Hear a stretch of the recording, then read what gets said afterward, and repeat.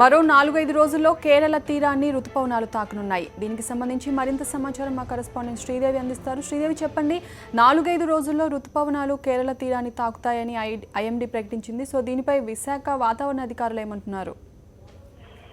రమ్య, భారత వాతావరణ శాఖ కొద్దిసేపటి క్రితం ఒక తాజా బులెటిన్ విడుదల చేసింది. ఇందులో 4-5 రోజుల్లో నైరుతి రుతుపవనాలు కేరళ తీరాన్ని తాకే అవకాశం ఉందని చెప్పి అందులో వివరించడం జరిగింది. అలాగే కేరళ తీరాన్ని తాకినటువంటి వారం రోజుల వ్యవధిలోనే తెలుగు రాష్ట్రాల్లో ప్రవేశించే అవకాశం ఉందని కూడా వాతావరణ శాఖ చెప్పింది. ఈ రకంగా మనం చూసుకుంటే ఈ వారంలో అంటే 5-6 తారీఖుల్లో నైరుతి రుతుపవనాలు కేరళ తీరాన్ని తాకేటట్లయితే ఖచ్చితంగా రెండవ వారంలో రాయలసీమ, ఆంధ్రలోని రాయలసీమలో రుతుపవనాలు ప్రవేశించే అవకాశాలు ఉన్నాయి.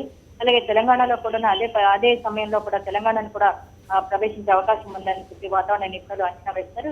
ఈ రకంగా మనం చూసుకున్నట్లయితే ఇప్పటికే నైరుతి రుతుపవనాల మీద చాలా వరకు వాతావరణ నిపుణులు అంచనా వేశారు. ఈ అంచనాల ప్రకారం తీసుకుంటే గత ఏడాదితో పోల్చుకుంటే అంటే సాధారణం కంటే కాస్త ఎక్కువగానే వర్షపాతం నమోదయ్యే అవకాశాలు ఉన్నాయి. అంటే రికార్డు స్థాయి నమోదు కాకపోయినప్పటికీ కూడా సాధారణ స్థాయి కంటే కాస్త ఎక్కువగానే వర్షపాతం నమోదయ్యే అవకాశాలు ఉన్నాయని చెప్పి వాతావరణ నిపుణులు అంచనా వేస్తున్నారు. అలాగే ఈ నైరుతి మీదే కూడా రైతన్నల ఆశలు కూడా చాలా వరకు పెట్టుకుని ఉన్నాయి. ఎందుకంటే రెండు తెలుగు రాష్ట్రాల్లో కరువు తీవ్రంగా తాండవిస్తోంది.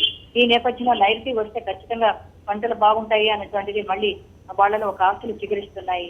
Ramya, right, okay, thank you Sridevi.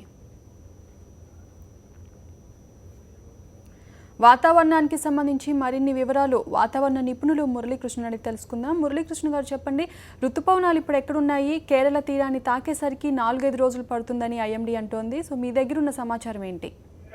దగ్గరలోనే ఉన్నాయండి. పైన ఉపరితల ఆవర్తనం ఉంది కేరళకి దగ్గరగాను. ఈ ఉపరితల ఆవర్తనం 3-4 రోజుల్లో కేరళ తీరాన్ని తాకే అవకాశం ఉందండి. Okay, okay, thank you. తర్వాత